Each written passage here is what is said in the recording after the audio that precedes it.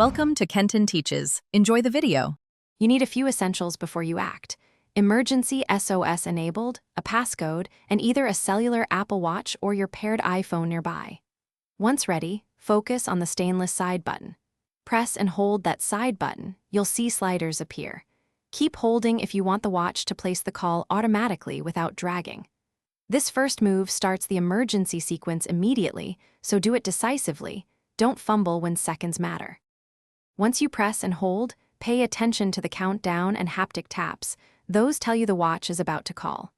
Make sure you keep holding the side button. Releasing cancels the automatic call and leaves the slider visible. If the watch counts down to 0, it dials local emergency services and shares your location. This is why you should stay still and speak clearly when it answers. Also, note fall detection can trigger the same sequence if enabled, and you remain unresponsive. After the call connects, stay on the line and explain the emergency. The operator may ask location questions even though your watch shares it. If you accidentally started SOS, cancel by releasing during the countdown or ending the call immediately.